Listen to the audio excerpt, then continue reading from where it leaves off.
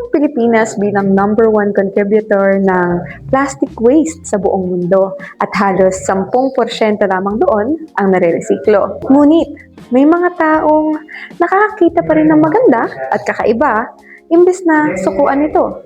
Kilalanin natin si Sir Gilbert Calderon Angeles, isang pintor na ginagamit ang mga tinapon na at ginagawang mahiwaga at maganda sa mga mata. So, my name is Gilbert Angeles. Calderon ako sa ina, taga Pulilan. At ang father ko, Plaridel talaga, Angeles. So, graduate ako ng UST Fine Arts, 1988 ako pumasok, 1992 ako lumabas. No? Nakapasok ako sa isang, para siyang MRF, pero ano siya, hindi siya government, public, ano siya, private siya.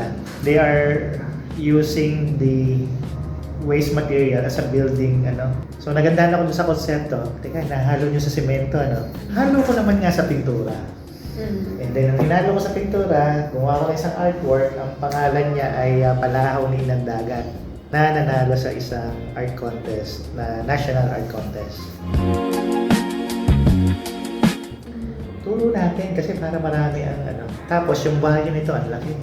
Mahal, ano. I did not invented the price, but the gallery saw the opportunity na, uy, magandang ano to, bagong ano to.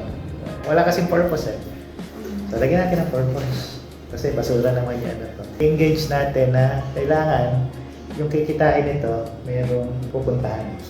We will be giving mga workshops para yung sa inyo pa lang, nalalaman nyo na yung value. Kayo ang mag-create ng value nito. Parang isa sa ito sa mga ingredient of nation building through art and culture. Sa ano po, isang art piece po, gano'n po katagal yung ginugugol mo dun? So, pag ako, ang matagal dito yung pagpapatuyo. Susunod, yung mood mong gumawa. So, matagal.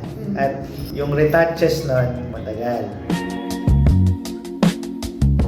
Kung magsisimula ka ngayon, papayo ko, go into sustainability. So, ang payo ko, huwag kang dumagdag sa problema. Maging part ka ng solution. So, ito, sa hirap ng buhay nila yan, kapag makakaganyan na gawin. Kasi nga, yan, pag umuwi daw sila, yan na nakikita nila. Maaaring para sa iba, ang mga tinapon na ay simpleng kalat na lamang. Ngunit para sa mga kagaya ni Sir Gilbert, ang mga plastic na nagkalat ay may potensyal pa.